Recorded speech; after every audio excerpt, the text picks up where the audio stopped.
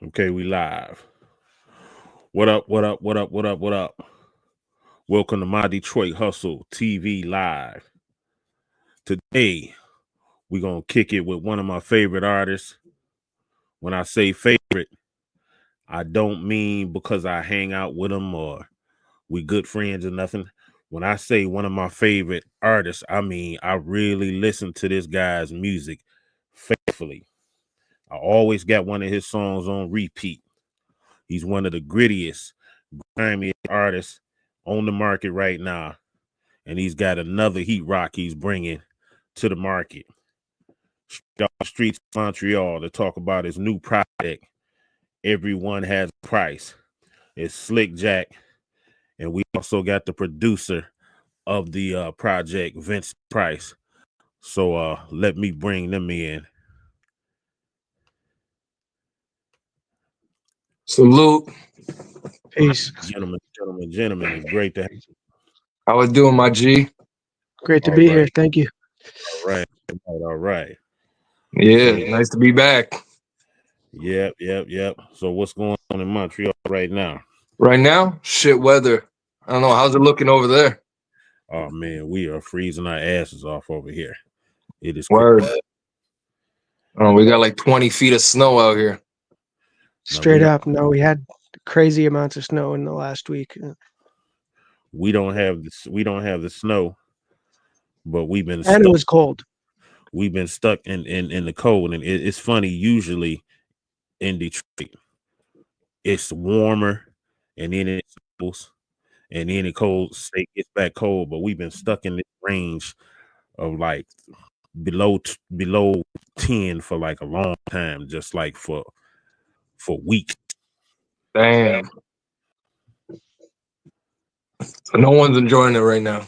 No, not at all. I'm done with winter. I just got back from Mexico like 2 weeks ago, and I thought I was like coming back, and I'm like, oh, it'll be like another month or two or so. And then we got the craziest snowfall of like we had a record amount of snow since the last time we had this amount of snow was, and we broke that record. It was in 1941, and we broke that record. We got like 70 centimeters of snow, something like that. Like, yeah, paralyzed the whole shit. Yeah, right. Everything got fucked up. Okay, so the title of the project is Everyone Has a Price. Everyone's got a price. Yeah, everyone's got a price. What's the deal on the title? So, Vince was playing. I guess he was doing some word games with the word price and whatnot, and then that kind of like rung a bell to me, and we just put the words together, and boom, it took like 30 seconds. We had it down packed. Right. So another interesting thing that I noticed about your music, you always got the creative artwork is you got the same person doing the artwork, or you got different people, or what? No, I fucks with my guy Slik Jack. Okay. Yeah, you guys got to peep his shit though. So he did the Columbia neckties and stuff. Yeah, he does all the single art as well. Guy's crazy. Yeah, I know. Sick with it. I noticed the style, so I'm like, this has got to be the same person. Yeah. And I want to keep it cohesive. I want my shit to have kind of like a story. You know what I mean? Like, so from record to record, you kind of see it, evolving, kind of thing. You know what I mean? Mm-hmm. But staying in the same vein. So you know my product. So, as far as the recent projects that I heard from you seem to stick with one producer to do a whole project. Yeah. Is that the norm? Is that something you've done the whole time, or is it just something that you find it works better as opposed to getting a track from this person and that person and whatnot? Well, that like the way I pen my shit down, I usually pen it down on like some random instrumental and whatnot, and I collect all the vocals, and I write down the BPMs, and then I go usually hunting, or I get in contact with the producer and who I think will fit those vocals. But in this case, me and Vincent, we knew each other from way back when, and it just so happened that that the producer I was initially going to work with, some RZA shit happened to him, and his studio got flooded with water. Wow. Yeah. And so we squashed the project at that point. But I was like, sitting there with my dick in my hands. I'm like, what do I do? No Diddy. But then it just so happens, out of nowhere, out of the blue, Vince hits me. He's like, yo, what's good? And like I said, we have a past. I mean, we were in a crew like 15 years ago. Just about. And I'm like, let's get to work. So it just like the stars aligned, Right. So, Mr. Vincent Pryce, Mm-hmm. how long have you been making beats? As long as I can remember. Since I was like, I mean, over 20 years. Let's put it at that. Okay. A good while. Like since I was a teenager. And do you do the mixing and mastering also? I do some like light mixing, but on this project, I got this dude in Ottawa that mixed and mastered my previous project I did with New Villain. I don't know if you're familiar with him. He's a really dope artist out of Toronto. Shout out New Villain. Yeah, I think I just saw him on something with Indigo Phoenix, I believe. Yeah, exactly. Oh, word, yeah. Indigo's dope too. She did a write-up on him for Bandcamp, and she was gracious enough to mention me. But yeah, we just put out a project, Baroque Works, and then we did another one 2 years ago, Exquisite Villainy. That was our first thing. Anyways, all that to say, the guy that mixed and mastered that previous project, I hit him up again, and I was like, I like what you did. Can you, I sent him all the stems. I basically, told him what I wanted it to sound like. I gave him my reference tracks, and he just like made everything sound better and magnificent. Okay. So what are you making your beats on? I've been pretty much all my beat making career FL Studio. I've had MPCs, I've had ASR 10s. Like my workflow and the way I work best has always been FL Studio. So yeah. Okay, that's interesting. So, and you're from Montreal also? Yeah, born and raised. So you guys were able to physically get together, or you still going back and forth with emails? For this project, it was all pretty much like we met up to do a video and like some other stuff, but for the most part, it was all done like online, like almost exclusively on IG. Like we just talk back and forth. He would send me emails, send me the tracks. I would send him the beats that like initially I had sent him a bunch of beats, and he was like, "Yo, I really like these." He's like, "But I work in a bit of a different way. If you're not down with that, cool. If not, then." I was like, "All right, let me try it out." We did that, and it was like I've done remixes and stuff before, so I know how to work with acapellas but I felt it was like different than that because it was just like it was tracks I'd never heard. It wasn't like a remix in that sense, but yeah, I just like I would listen to it a few times and get a sense of like the vibe he was going for, and I just made beats around that. And maybe except for one or two that we like kind of changed along the way, everything was just like one shot. Like he would send me the vocals, I would make beats, I would send it back to him, and he would give me the okay. So it was like, and usually I gotta add to that, but usually it's a lot more work because I don't make it easy on the producer. Most producers will send out a pack. The guy goes through the pack. They choose 2 or 3, and their job's done. When they get it back, they either send the stems or they know how to mix and master, whatever. But I'm giving this guy full creative, and and having to build around that is like, you know, you have to build an original. So, you know, he's obviously working with the, you know, it's not an easy job. So like for him to be knocking them out one by one like that, I was like, yo, this is working like really well. You know, not all producers have had it that easy with me, honestly. So I was like, I was very happy. It was just mad organic from day one. So I knew this was going to be special. That is one of my things. Whenever somebody does something differently than what I would do, the first thing that I try to do is get in their head and figure like, where did they get that from?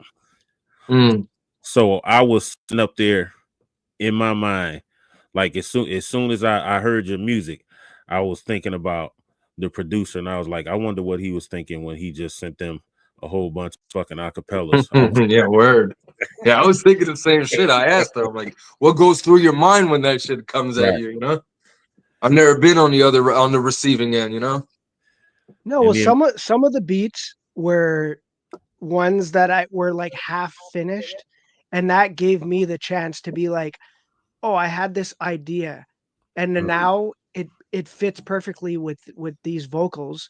So I just like built from that. Like some of the tracks were like that, just like they were already like vocals for another beat potentially or whatever.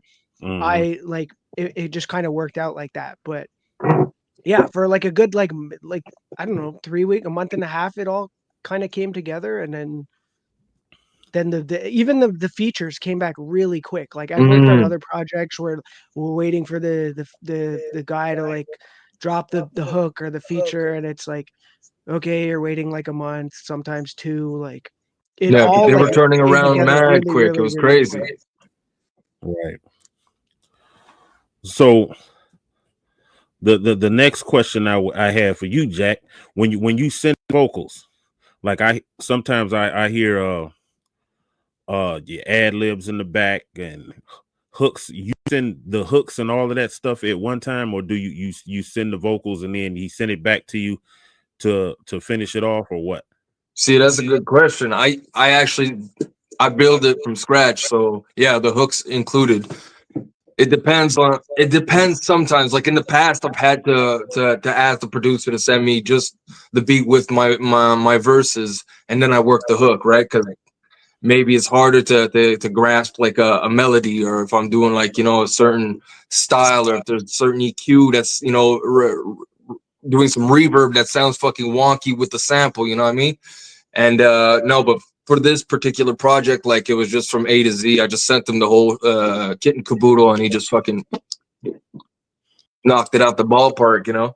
And it's to say, because a lot of people were asking this, they're like, were the features aware that, you know, you went on this, or did they spit on the beat you initially spit on, or did they spit on the final product? Well, yeah, they spit on Vince's version, obviously. Yeah.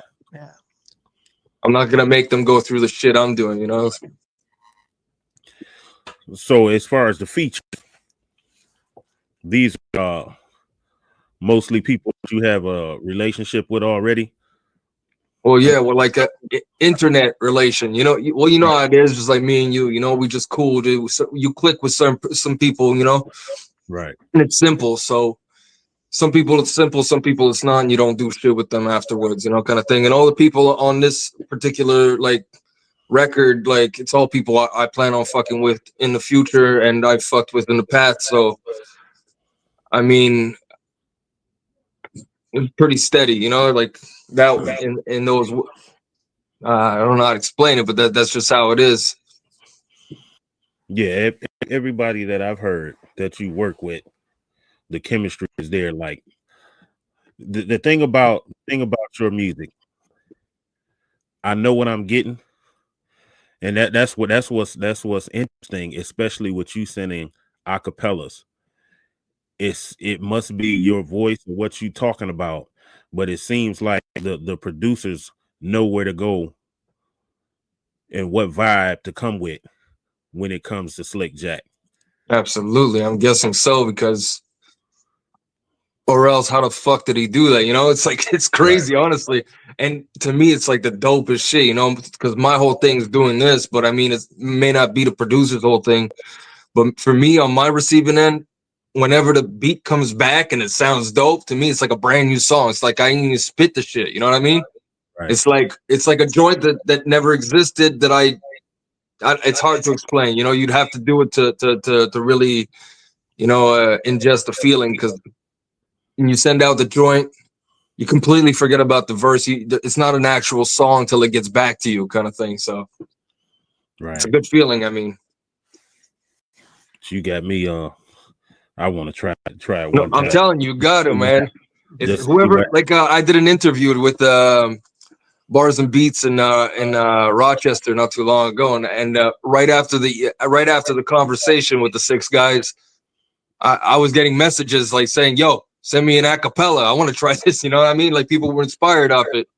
right. So, you know, I'm happy and blessed to inspire, man. Doing it a different method, you know. Another thing that you are doing different is once again, this is a full-length project. This is not 5-6 songs calling it an album. That's it. That's an EP. I've never, like, you can't call anything less than, I mean, typically it's like 10 tracks, right? That's an EP, because Nas, you know, Illmatic is 10 tracks. So it's just like anything less than 10, 11 tracks is an EP in my book. Right. Yeah, I don't know when it changed, but that's what they're doing now.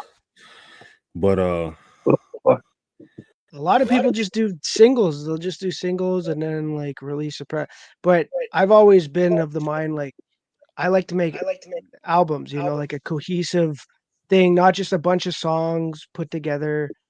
No, like something that's, you know, you're trying to say something or trying to bring something to the table. Like, I think we all kind of grew up when, you know, that's what rap albums were about. And it wasn't just like Absolutely.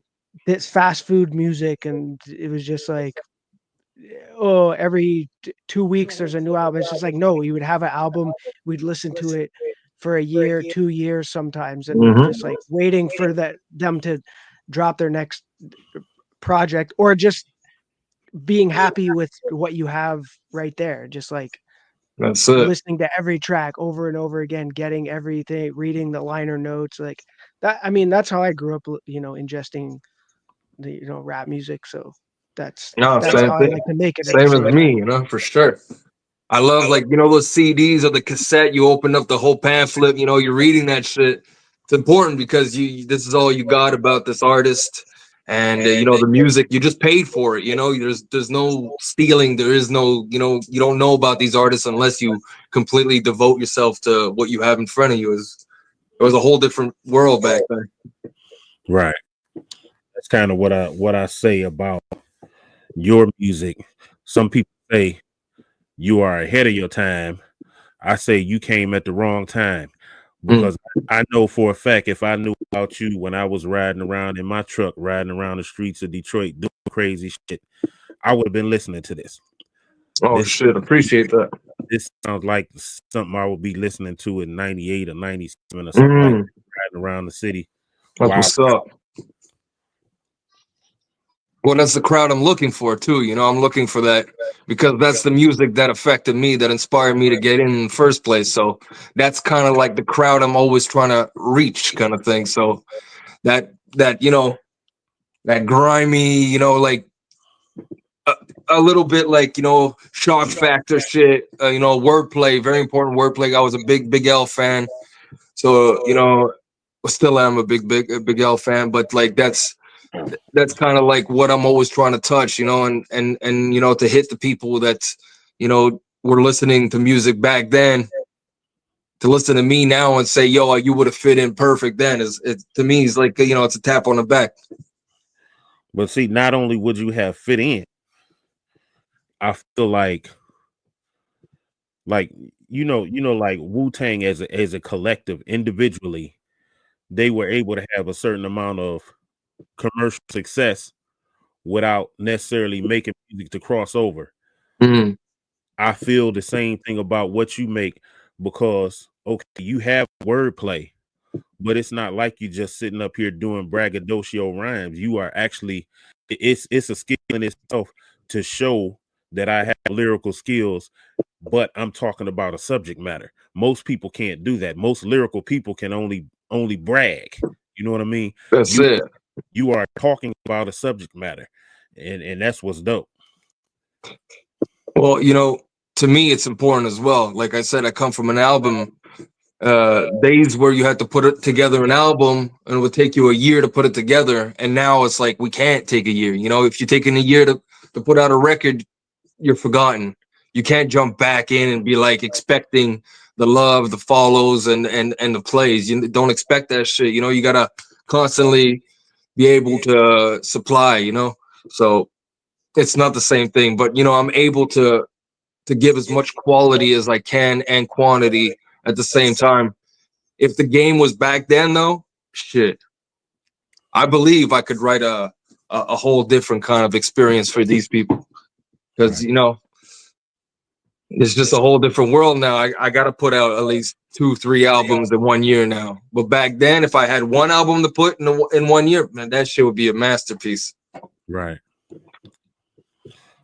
So, Vincent Pryce, do you believe that just adding Slik Jack to a track makes it grimy? Does it just automatically come out that way because he's on it?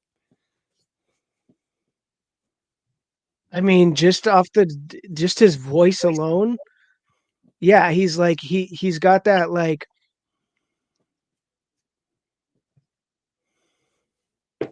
you know, like Twin Gambino, like just like he's on a track and you're just like, oh, I know it's gonna be grimy.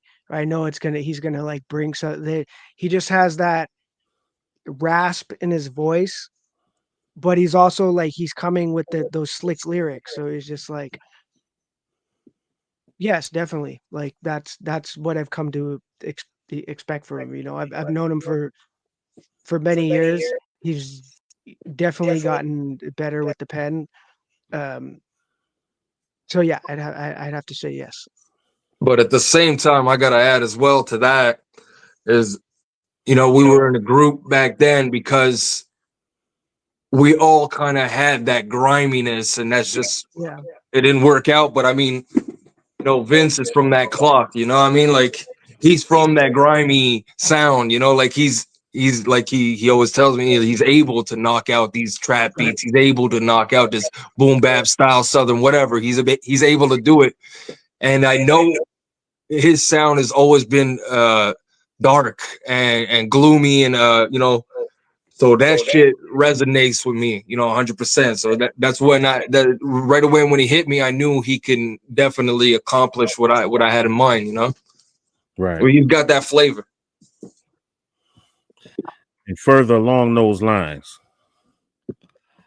what people got to appreciate is you are, you know, when an A&R or somebody signs an artist, when they see this guy at the open mic and he can spit, they do a whole battle as far as, okay, man, you can rap.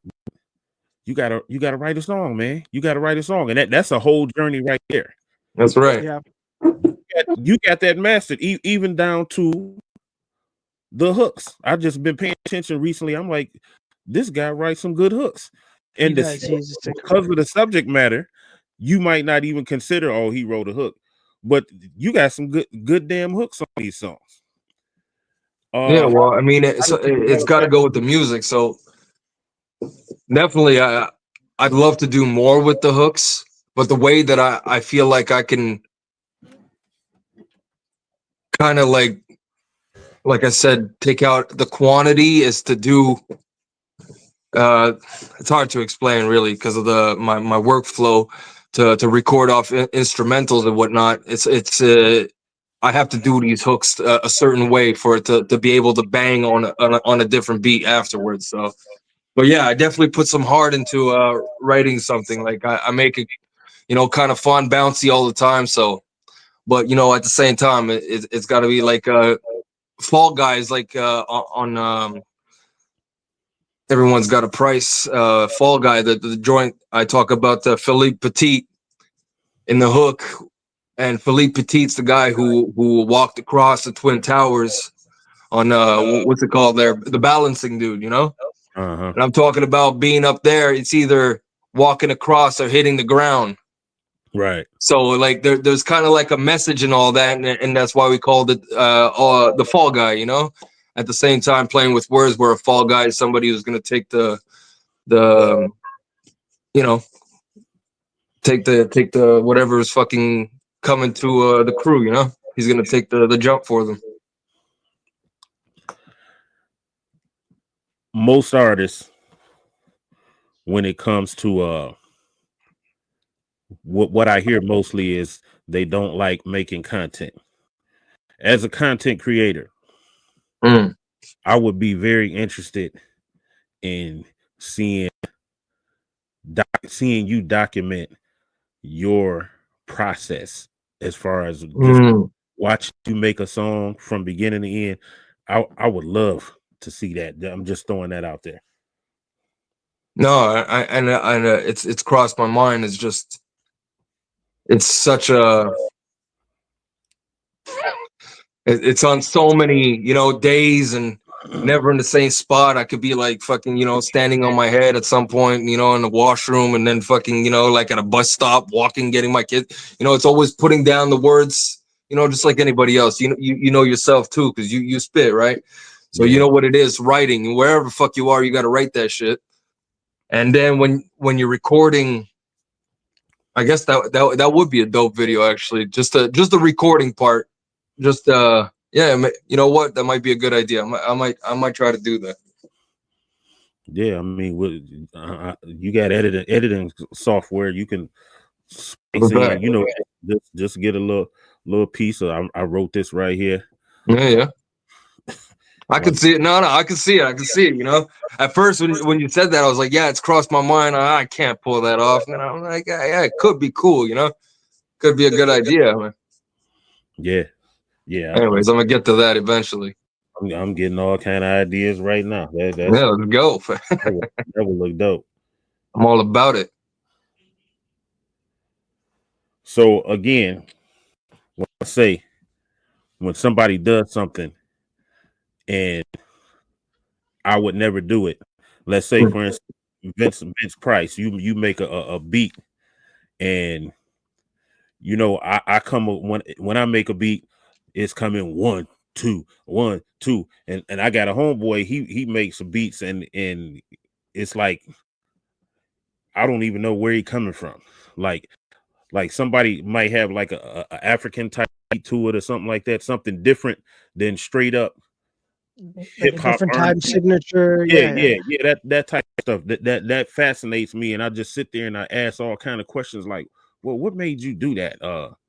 What drug was you taking? I want to know. I want to know because it's dope. But when you do something that I never would have thought of doing, I want to know where it came from. Some of these concepts, like what's Raekwon Wallabies? What fire? What was you smoking when you came up with that? That beat? Well, it was a different beat originally. That was one of the tracks that one of the ones we switched. Originally, like I think we switched it from the original beat to like a more stripped down, like because I had like an intro, I had some horns in it or something, and then there was the piano. There was like this really like it was from a like an old soul song, and it was like the piano was like really, it was almost like sweet sounding. It was like dun dun dun dun dun dun dun. Had like this West Side Gun kind of feel. Yeah, it was like very like Grizel, like a stripped down beat. Like I think originally I didn't even have drums on it. It was just like I was like, I want to make this like a drumless track. And he liked it. But he was just like, no. He's like, I like it, but I want it to fit more with the project. So I was like, all right, okay, let me try something else. So then I went through a few sound, like I have a bunch of samples just like chopped up, like ready to make like beats. And that was one of them, and it just fit. I sent it back to him, and then, you know, Craziest end of turnaround story. too. It's like, Holy yeah, shit! it was just like, and then, but almost every time that happened, I was just like, yeah, I like this better than the original. You know, when you hear something and you're just like, the first time, and you're just like, oh, but you just like, you hear it that way, so you can't picture it any other way. Right. At first, it like the first few times, I was just like, I don't know, maybe I like, but for the most part, he was always right. He was like, it just it made sense for the project. But because, you know, as a beat maker, you know, you have your pride and your ego in there. You're just like, oh, but I never felt like he was saying like, oh, the beat is whack. It was never that. It was Never, always never. just like, more just like, it could be better. Like, let's make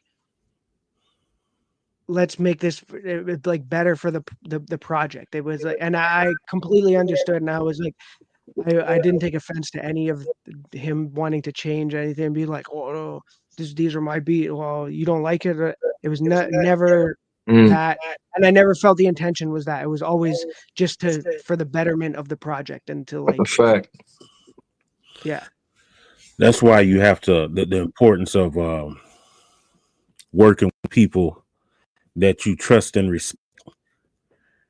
For example, I have an engineer.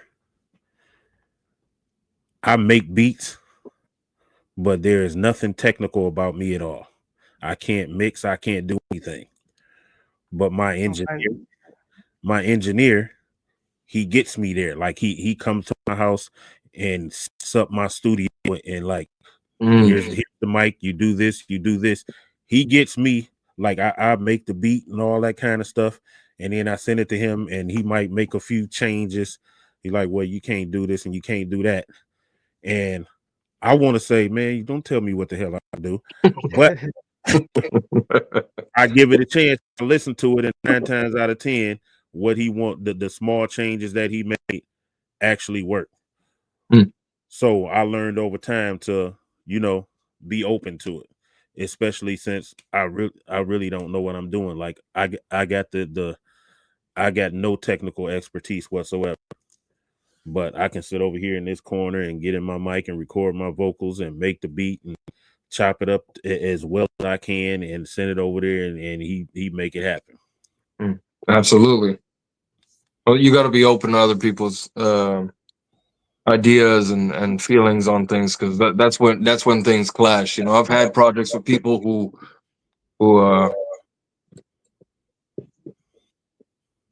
sorry, I just got a message. I've been on projects with people where you feel the clash on something, like, nah, you know, it's kind of bothering me, and then you just squash it because the connection with that person to begin with was shaky. So you can't they're like, no, this is the way it is, and if not, like, you know, they're kind of like pissy about it, you know. You can't be like that, because if somebody tells me like, try this, I'm gonna be way open to try it, because you got to try that shit, you know. Everyone's got good ideas, and nobody's a millionaire, so till you are, then, you know, you got to be open to ideas. And and just like this, you know, like me saying with Vince, like saying, yo, let's give it another shot for that one. It wasn't, you know, like you said, it wasn't because it wasn't dope, because it was dope. It just wasn't for this project. And I knew that if I because I'd explain, this is like the kind of sound. He's like, okay, yeah. And he turned it around like 24, 48 hours, and he'd have it on the spot. You know, it was the right thing and the right sound for the project. So as far as making the beats, you're mostly chopping samples.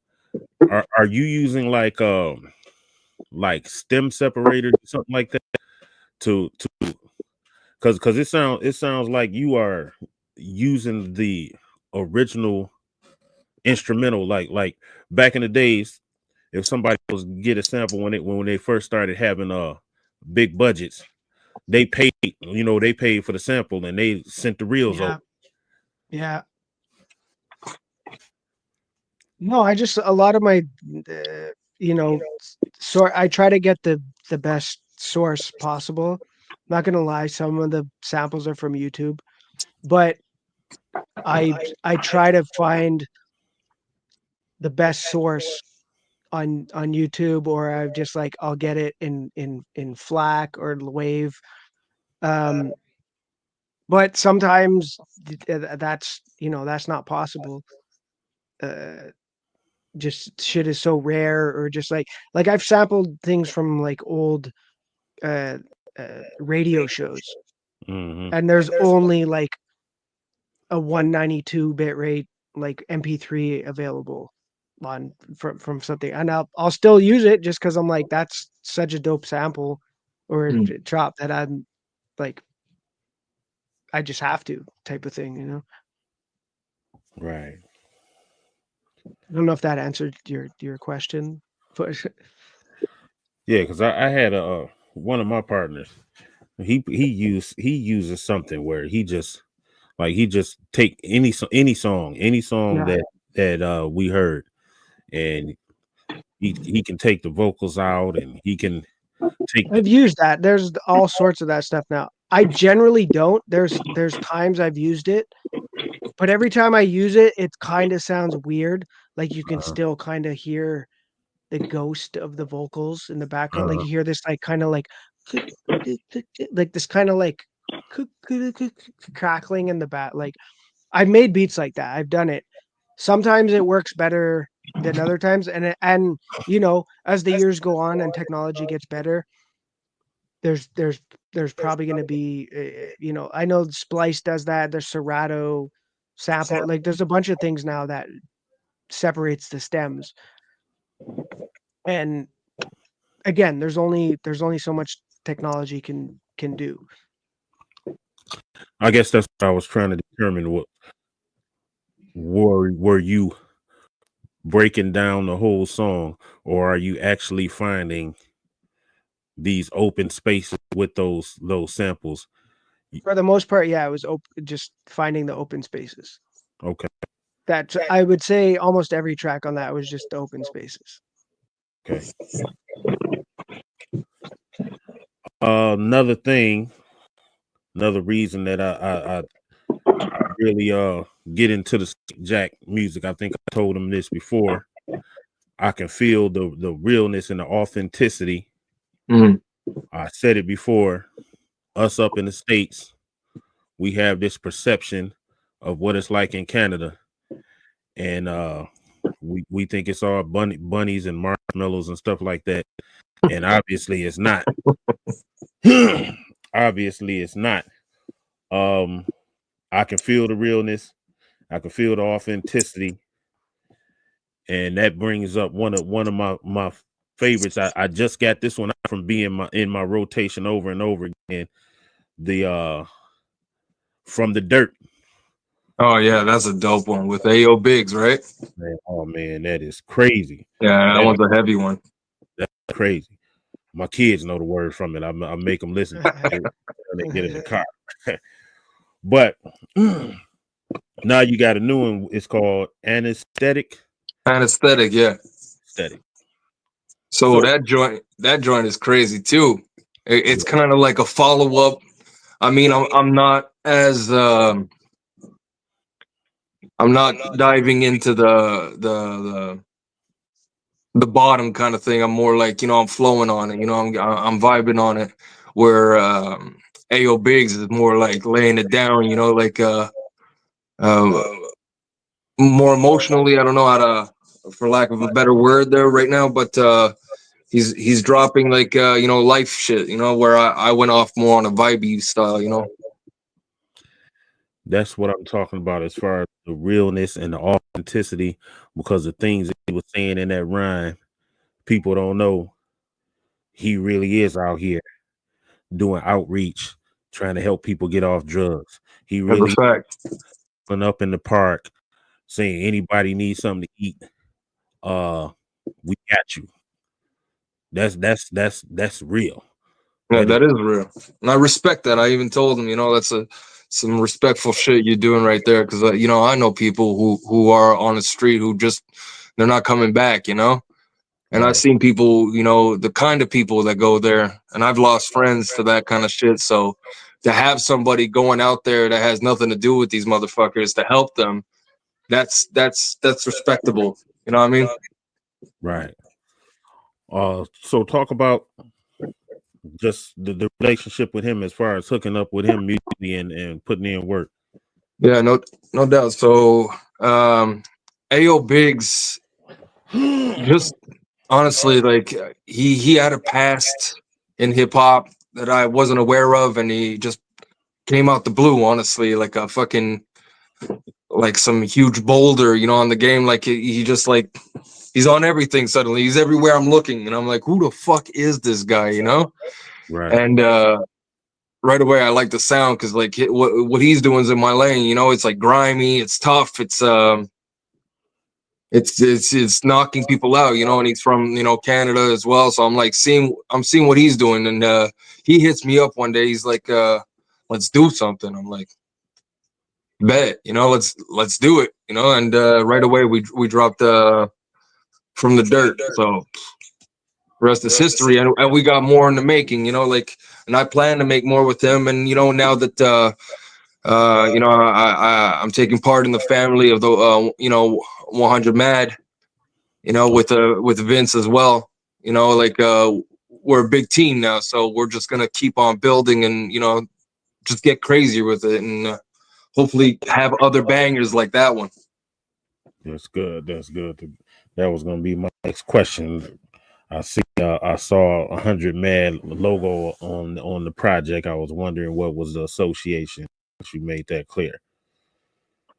Well, the association, yeah. I'll let Vince hold up. But Vince, you wanna hold up? The association. Well, yeah, like I mean, I've Onyx's manager, this dude Perry. He's he's Sorry from about here. that. He's from Montreal, Okay. and he's Onyx's manager. So, like years ago, I was in a rap group called Murderface, and they were initially in that like crew that I met. How I met Slik Jack through, and we had opened for Onyx, and then so like over the years, you know, that the connection like solidified. And I think it was during COVID, you know, everything was shut down, so Onyx wasn't doing shows anymore, and Perry and Fredro came up with the idea to take the brand of that of Onyx 100 Mad and like do an independent label type of thing. So they hit up a bunch of like producers and rappers to like come together and start making stuff. And I sent Perry a bunch of beats, and I have a producer project coming out pretty soon through them. And then I went out to LA and hooked up with them and Rascast and stuff, and Husk Kingpin, in New York. Did a bunch of shows out there. And then yeah, I saw that Slik Jack had been like 100 Mad just started like sharing some Slik Jack stuff. So I was like, oh, so I just assumed that he was down with them, because they're always looking for new talent. So, and it had been a while since I had spoke to Slik Jack. It was like years, like over 5, 6, 7, like almost 10 years. Like since the crew like disbanded, like the initial that we initially talked about. But yeah, so that kind of was just like, oh yeah, I'm like, he's dope. You know, I know he's rapped on my stuff. Like we can vibe, and that just kind of came together organically. It wasn't like this 100 Mad thing. Like, oh yeah, you work with him. It was just like, I just put it together. I'm just like, I work with them. They're like bigging his stuff up, so I'm like, let's just do a project. And then I saw that he had worked with Ayo Biggs, and then like, so it was just like, yeah, it all kind of just came together. That's what's up. So that's how he got on. And it's just so weird that it all came together, right? To put this project together, you know. And I met Perry, I guess, because initially when Cement Shoes came out, you know, I was being, you know, a little bit you know, I was careless on who I was sending it to. You know, I'm just like, everyone's got to hear it. I don't give a fuck who and how I do it, but you got to hear it, you know? And Even I if you took a don't, chance. you're just gonna send it out. Yeah. Yeah. I took a chance. Spamming it. I spammed fucking Fredro, and he looked at it. Right. And he hits me back, you know, and I'm like, what the fuck? You know, I see the little blue star next to Fredro answering back. I'm like, okay, what the fuck? You know, is it like, what do you want kind of thing? Nah, he straight up says, my manager's from Montreal. Get with the mad. And a few days later, I'm speaking with Perry, and Ayo Biggs is, you know, and then Vince is coming. It's like everything just like came together to make sense. So it's just kind of wild. And now that's it. And, you know, I'm happy to be with this team. Honestly, that I love Onyx. You know, anybody who's from back in the days, they were the toughest. So that's some shit I'm proud to definitely represent. So, and 100 Mad, you know, the people is, if I'm working with Vince, Ayo Biggs, and, you know, Perry, I know those three are solid dudes. So I'm all for that. And who else? I met JD Era. I don't know if he's considered that, but, you know, other good people. No, for sure. Yes. Yeah, that's what's up. Word. Oh, it's always great. You know, I forget who said it. One of these business guys, they were saying that if every artist had 5 to 7 people working with them, everybody would blow up. Mm. Absolutely.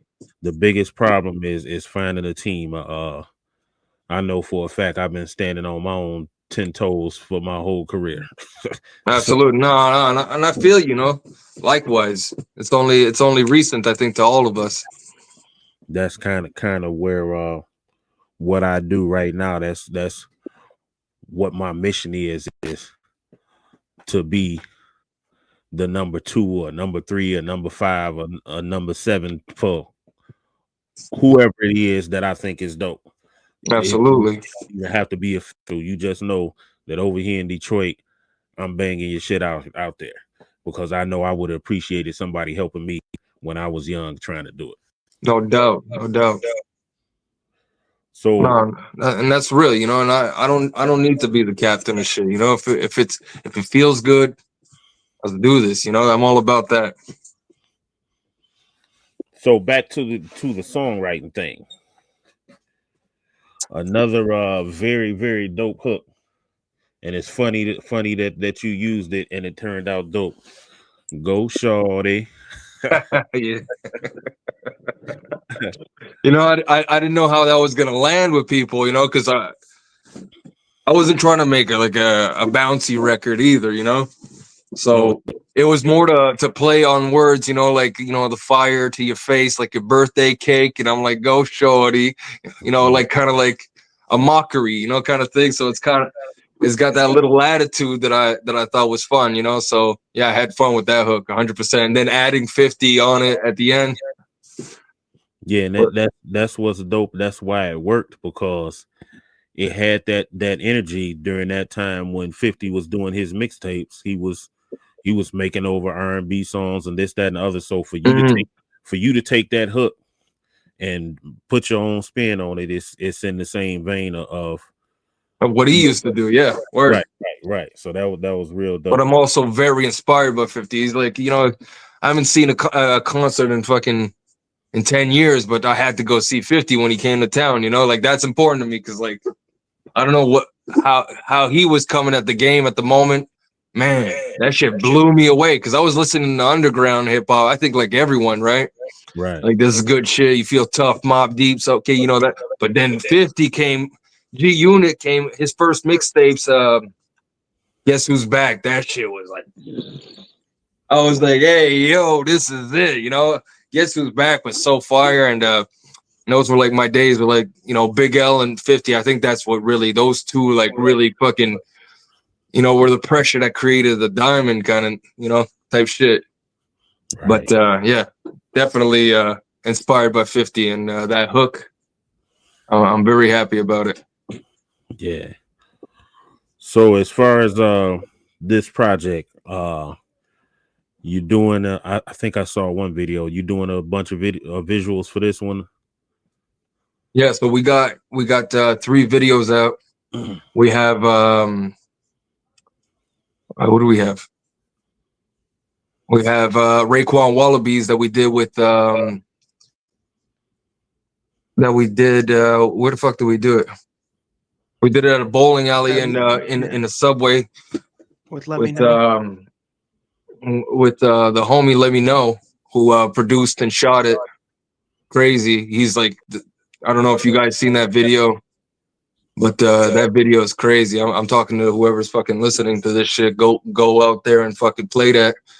That video is fucking gorgeous. You'll see me and Vince in it, you know, just wilding out. We're at a fucking bowling alley where, you know, we're going places in that video. And another video we did was in front of a theater right by my crib. It's an old ass theater that's been around for a while. So that one's for Don't Play by the Rules. It's got this grimy feel to the video, real dark and shit, real dope.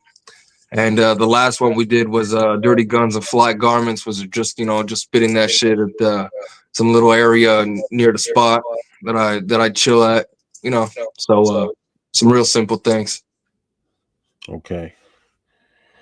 So from what I know about Slik Jack, you probably are 3/4 finished on your next project. Is that correct? Hey, how'd you know?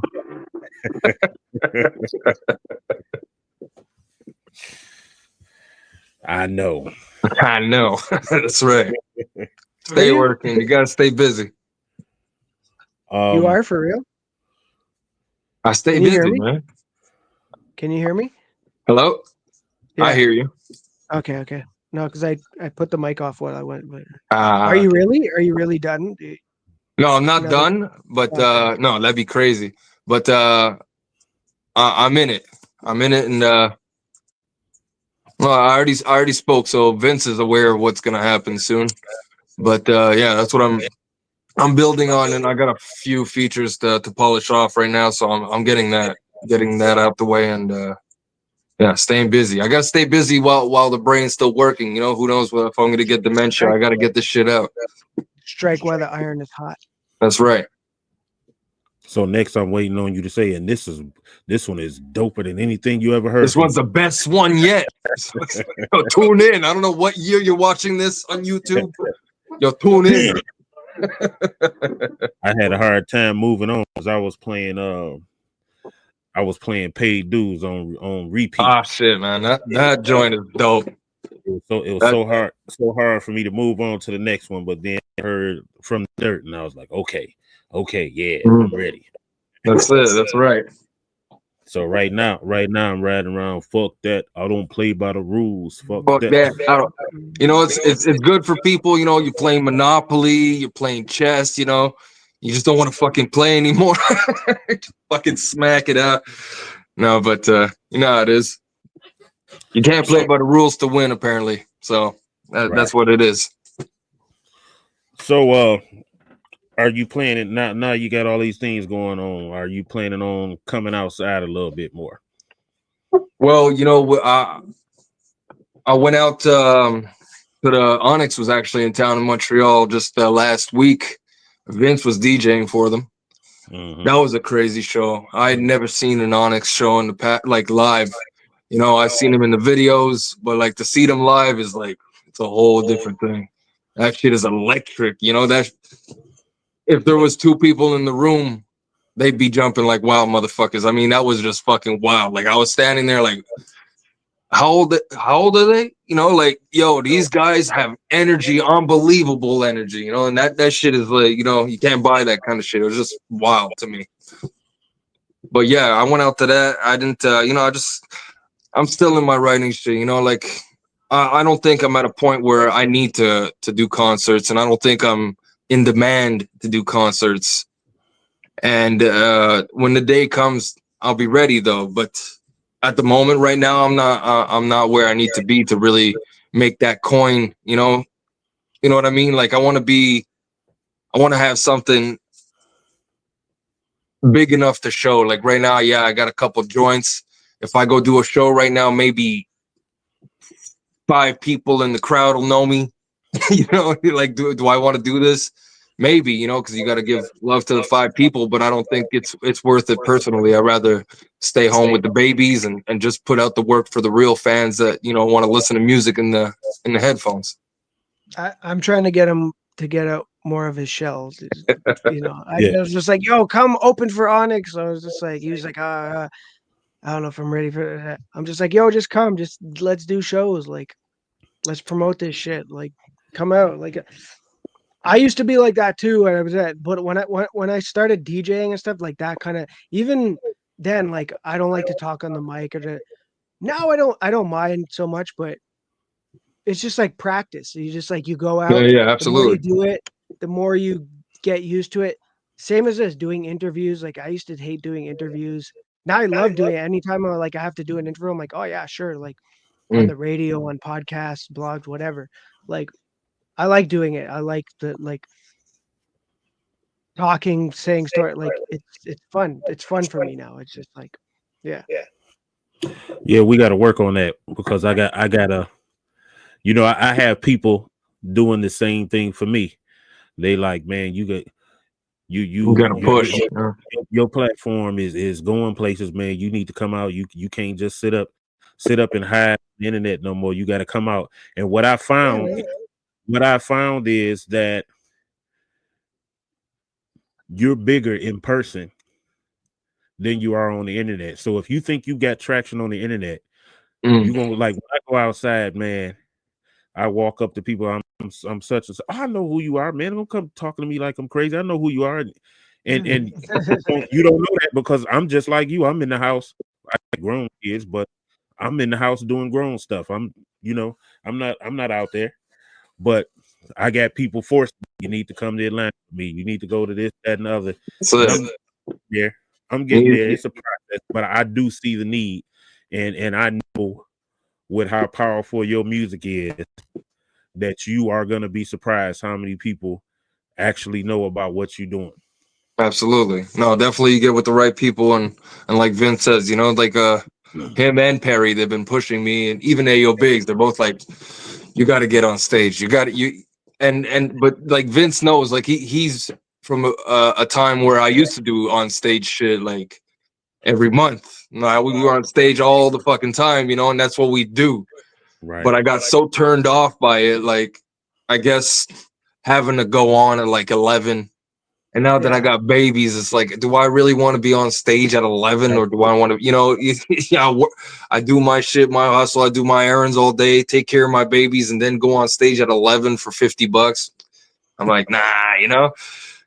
Obviously, though, like what I'm not seeing is that it will promote whatever music I'm doing, and that I was kind of like, I'm like, I don't need it, you know, but I need to. I think I just need that motivation, that push to really get back out there, you know. Right. Because I mean, I know exactly what you're talking about, and Mm. then you probably get sick of these being around these rappers, and then I had people trying to get me to come to Europe, and I'm like, I'm gonna go all the way to Europe and perform in a little bitty room, just a little bitty room that I could perform in right here. But Yeah, but you're going to Europe. I've Like I've seen Yeah. people like when I was away. There were people that were my peers or under me, and just because they kept doing it, they've elevated to a certain level, and it's because they didn't stop and because they kept doing stuff. So That's it. it's surprising to me, like some of the artists from Detroit that I hear people have so much reverence. You know, I'm not a hater, so I don't say nothing, but I'm like, do you know that this guy is like the size of Prince? And you know, because I saw them coming up. I was across, you know, I'm standing across from this person. I know this person. Tiny. Right. And The camera angle, man. Right. To hear you talking about him that way, it's like, wow, that's wild. But it's just because he kept doing it. He kept doing it. Well, that's it. So, you know, that perseverance, it really pays off. And you got to be everywhere. You got to be outside. You got to be able to really supply all the fucking time in every which way you can, you know? Right. well, Can't be the picky music like me, is one thing. Look, the having good music is number one, right? That's where like, but You need the other shit. You can't just have good music. Right. No. 1,000 people have good music. Like there's but you need to have a thing, not a gimmick necessarily, but like you need to have a thing that connects with people. You have, and then like a brand, people like brands. Like, you got to be smart about it. It's just like at the end of the day, you could be creative and artistic as you want. That's great, but we're in a business. It's a music business. Like that's just the way it is. That's Right. like you can cut hairs all day. Like that's just the way it is. Like you have to have some sort of business acumen about it. You have to like come at like I hate that stuff. I hate promoting myself. Like, but the more you do it, the more you get comfortable doing it. And Yeah, it's like a job. That's it. It becomes a it's like a job. job. It's just like Yeah, because it's even just when I part of was, the game. It's just that's like it. I was seeing Onyx do it. I was like in disbelief. I'm like, how the fuck are they doing this? But like when I was doing it all the time too, I felt more, like agile on stage where I'm kind of feeling stuck up right now. You know what I mean? Like Right. practice makes best, 100%. Plus, don't them dudes is actors and stuff, so they got to take care of their body, and they, that's it. Yeah, they're in shape, man. And they in shape and all that kind of stuff. But the other thing, besides it being a business, this business is based on relationships. I bet you could sit down if you sat down and you thought about it. Most people that have some type of career in this business, they're just somebody's friend. Absolutely. There's the star, the talent, and then the people around that are so funny acting and gatekeeping and all of that. Just homies. They just his friends. They act as if I got here on my own merit. No, nah, not at all. Yeah, that's it. You lived across the street from him. You just the homie. That's all it is. I'm good at what I did, but I know Perry. He hooked me up with Onyx. He hooked me up with all these people. I was good. That helped that I was good at what I did, but I knew this person. That's right. And that helps for sure. I've been doing this, making beats in Montreal for years. People know me here, but as soon as I hooked up with Onyx and people saw that I was doing things with them, right, that changed everything. People were like, "Oh, you're doing da da da." That just put me in another stratosphere within my own circle. I'm friends. I'm not best friends, but I'm good friends with Nicholas Craven. Like that's like he looked up to me as a beat maker. Not to like toot my own horn. He hit me up like in his early days of like working with a lot of these guys and I've seen him move over the years, like from just working with like Griselda when they were nothing, like Griselda, like they were still like just their first like few mixtapes and this and like when they were first starting to make noise, and then him doing stuff with Ransom, bringing Ransom back from just like people knew him kind of like from the mixtape days of like the A Team and da da da. He brought Ransom's career back. Like I don't care what anyone says, those first few tapes that he did with Ransom, like that Ransom's at where he is now because of Nicholas Craven. Like he's an amazing rapper.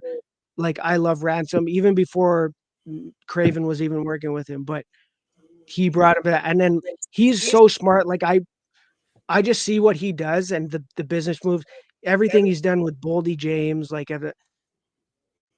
so I'm just like, I try to surround myself with people like him. And it's like, there's a lot of good producers in Montreal, and there's some eyes and ears on Montreal right now. And I'm in that. So I'm just like, all right, I'm in a good place right now. So it's just like, again, it's just like, I'm good at what I do and I've been doing it for many years, but it's also, who who you surround, and use that to your, your own benefit. It's just like, you'd be stupid not to.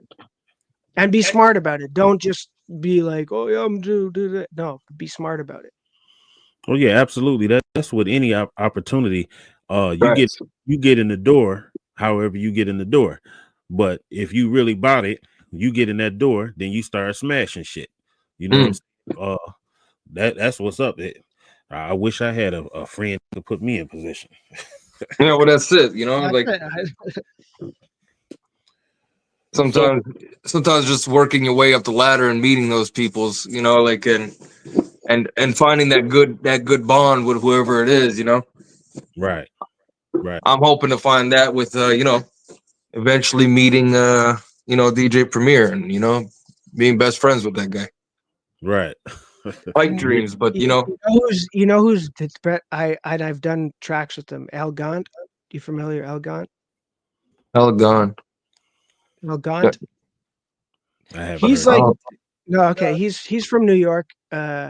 He's like really good friends with DJ Premier. He's done a bunch of tracks with him and oh DJ shit. Premier like will like DJ for super cool dude. And I've done a few like tracks with him like Mm, and that's one of those instances like not a lot of people know who he is or about him, but he's like good friends with DJ Premier, and that's one of those things you just like you gotta like you got to use know that to that your person who knows that yeah person 100%. yeah, and Like that now I doesn't know you. always I yeah, know you who but it's knows just him, like you know? that doesn't always necessarily mean that you're gonna succeed, but it No. helps. It definitely helps. No, if you got that drive, if you got those connections, or if you're able to get those connections, if you know where to look, kind of thing, you got that drive, you got some sort of potential. A lot of the times, though, if you just got money, you just make it all the way up. That But helps. you know, but if you have, obviously, for people like us who have years of experience, who know people, who have done our homework, who are you know building these relationships and you know putting the effort in, you know, like that's we're gonna see back because of that, you know. Because ultimately it's a combination. It's a combination of talent, it's a combination of connections, and it's a combination of money. Some people think that just because you have money that you're going to succeed, but You'll only Wendy, succeed so far. People are you gonna see through that. you guys know who Wendy Day is. Yeah, Yes. Okay, so her thing is it takes $150,000 to promote a hit single. Mhm.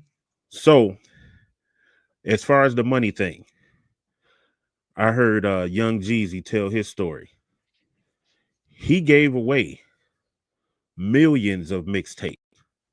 He spent millions of dollars on features and stuff, and it took a long time for it to get traction. So what I'm saying is it's not just the money, because he got he got hoes, man. They saw him coming. They're like, yeah, give me 70,000, give me this, that, and other. that's it. And So using them. so he spent millions on what he probably could have got for 150,000 if he got with the right person. That's it. Mhm. Absolutely. Yeah, Um, it's no. That's you know, that's some 2 cents to swallow. You know, it's you got to think of that. You know, some people are you know they get scammed out of it. Some yeah, people don't. Some people win with that. Some people don't. You know, so that's a discussion that I have with one of my partners that I deal with. We do promotion together, and mm, I like one of my goals is to try to come up with something measurable and transparent, because my whole life in the music industry it's always been about trust me. Like I've had money to promote songs and this, that, and the other, but I never known what I was gonna get. If I paid you, what are you gonna do for me? mm, Nobody, But that's nobody, it. That's always it. nobody, What do you nobody in the music business can really tell you what you paying for. So I won't pay because I don't want to have to come in and kick in your door about my money because you played me. no, definitely not. That's it. Nothing is certain because Yeah, you don't know what is gonna like connect with people at the end of the right. day. Like music is The it's gamble. like yeah, you can hear something on the radio 1,000 times. That's a good song. That's a formula. It's a formula that works. But at the same time, it might not.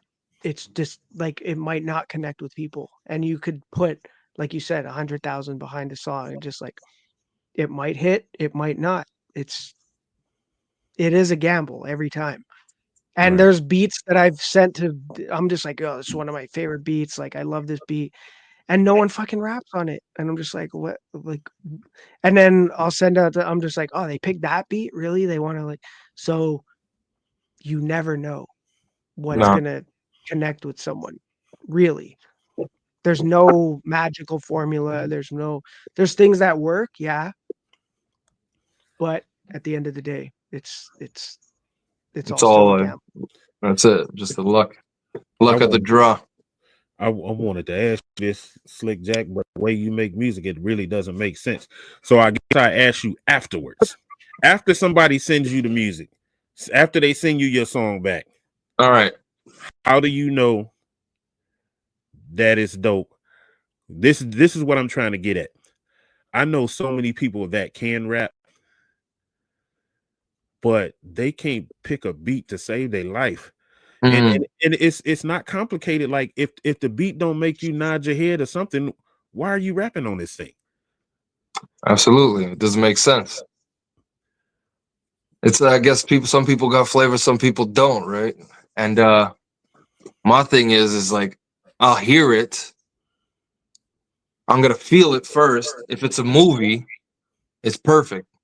Right. If it's making me move the way it should have made me move, if the bounce in my mind, the way I wrote it, if the bounce matches, it's a mathematical equation or it's a sentiment. It's one of the two. And if one of them is not hitting properly, no, we need to redo it. Because I wrote it in a specific way where the math of it is supposed to have that bounce and it's supposed to have this cinematic shit. And if one of the two isn't working, well, next, that's how I work it every single time. Like if I got that bounce, if the BPM's up, up there, then I need to feel that kind of rush. I want to break shit, or I want to just lay back, enjoy the shit, smooth shit, or I just want to feel grimy. I want to feel like heavy. It's got to be there. If I wrote it that way and the bounce comes back and it's off, nah, I definitely skip that and I ask to redo whatever needs to be done.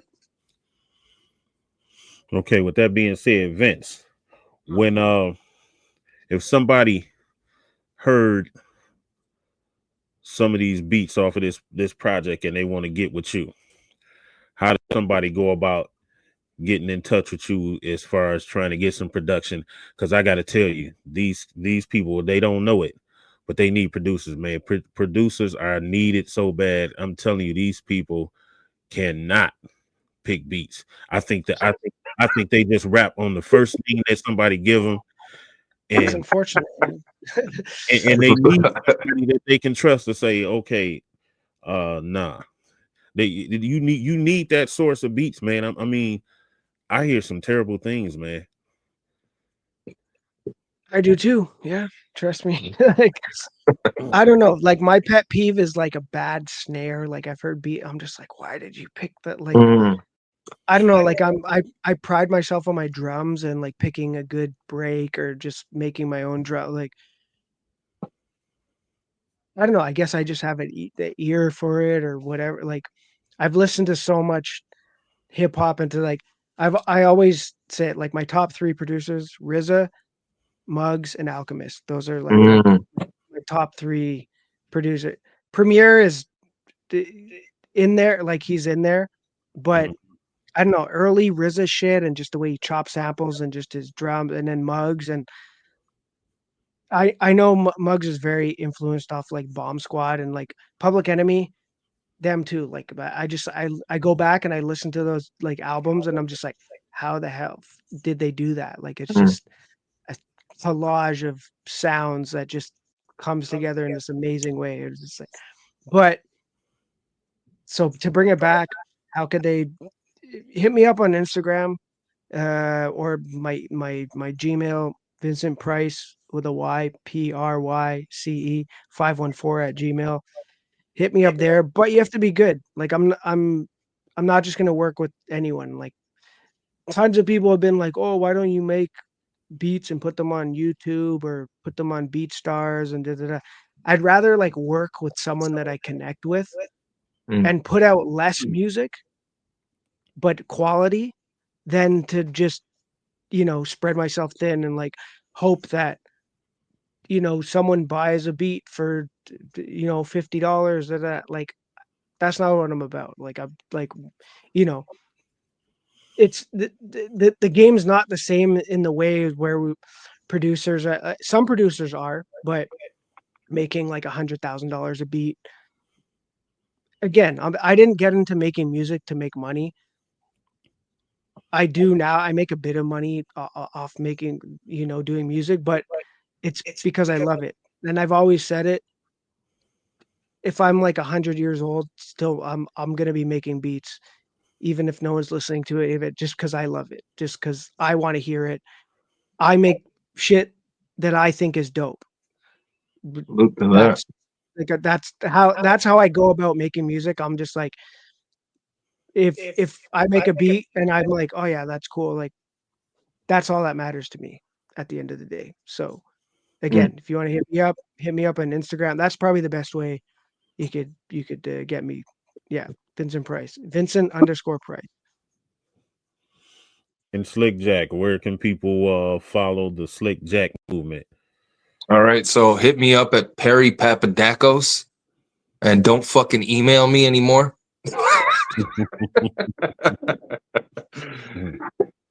Yo, if a lot of people have been hitting me with their fucking beats though, like everybody, it's like I don't want to be rude to everybody. Some people out of that gang of people, like they're dope, but I can't, like imagine like I get like 2-3 people sending me beats, like I'm gonna send you a beat pack. I'm like, okay, cool. But imagine how many fucking albums I would do if I were to say yes to everyone, like, and then they get insulted. It's like, man, I'm doing my shit too. I understand that you trying to get your shit, but it's like, fuck, I can't dedicate my life to accommodating all these beat makers, Yeah. So unfortunately now I send them over to management, and like if they're serious about it, then I could send them the link. If they're serious, then I'll send them that link. But please don't message me like, everywhere left and right. And I'm just like, fucking, I'm missing family messages because like these guys are overbearing, Right. It's not that bad, but it's just annoying. But yeah, if it's just to listen to music, Slik Jack on all handles. So SLIK, don't ever put a C in my Slik. Yeah, that is funny that I go through the same thing. Like I have certain people that say, well, hit up My Detroit Hustle to get an interview. I'm not going to interview. That's right. let me, I'm not interviewing everybody. And I'm doing like you guys as far as like every time I do something, I'm trying to get better. I'm trying to get to a certain place as far as quality. I want to make sure that it's a good look and all of that kind of stuff. And then I'll start doing other things. I don't have no problem getting people to interview. I've turned down so much stuff it don't make no sense. But every move I make, I want it to make sense, and I want it to be getting better. Absolutely. But like guys like you that gave me the opportunity to work with me to build my platform. Y'all got an open door, but a lot of people that front it like, what? Oh, you want to help? You want to promote my stuff? Or you want me to be on your show? Get off my dick. That's their attitude. You know what I mean? Yeah. Well, fuck them. Right. But now, well, that's it. Now that's it. They're seeing it. Right. So I'm always have a open door for the people that could see vision from the get go. Absolutely. And I actually want to rewind. I said like fuck all these people, but like I don't want to come off as a prick or anything. But that you people have to understand that I'm doing this as an artist. Not so much as a machine. You know what I mean? Right. Like it's Right. You want to do what makes sense. Exactly. I want to do what makes sense for me, just like people want to do what makes sense to them. Even when I hit you up, I'm like, I didn't know, like it took, you're just like, oh, I'm doing this thing right now. When I'm done that, I'll hit you back up. And that was a few months later. Then you hit me back in the summer and you're just like, yo, I'm free now. If you're still down to do this, I was just like, yeah, sure, cool. I sent you the beats. Then you told me what was up, and then that was like a few months later, and then it just kind of all like it just came back, like, you know, full circle. It just came back around, and it just worked out. It just worked out. Yeah, but I was gonna be real with you. You know, we're like and I was honest with you. You know, like right away, I did want to work with you. Obviously, I've liked your productions from day one, so I was like, yeah, definitely, let's do this project together. But I'm talking about like these guys who I've never spoken to, never pressed like on anything I've ever made, aren't even fucking following me, just, you know, just trying to fucking, you know, ride the dick, you know, just that's it. They just want to get that and go on up. They want to use my head as a fucking, you know, a staircase, you know, and I don't want to do that. Right. So let me see.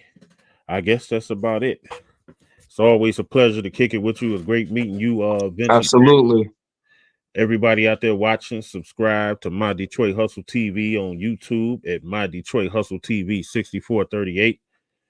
And with that being said, we out of here. Peace. Go check out Everybody's Got a Price. Right. Boom, boom. Yes, sir. Everywhere. Absolutely everywhere. And on vinyls too, real soon. Check us out on Instagram right now. Later, whenever, whatever year you're watching this, go check us on Instagram. Any last words, Mr. Pryce? I mean, you're gonna see more of us. That's it. You know, 2025. It's a good year. A lot of crazy things going on, but a lot of good music's gonna be coming out of that craziness. So, absolutely. Stay tuned. And appreciate you, OG 10, for coming like this. Yeah, last minute like this, pulling it together. I appreciate that. No doubt, no doubt. And it turned out dope. It's just like I thought it would. That's why I did it. Absolutely. There's some good content in this. Yeah. Anybody looking for inspiration and just to have to, you know, shoot the shit with, you know, just to hear how people are thinking, you know? Yeah. Okay. Well, I'm going to end this recording. Boom. No doubt.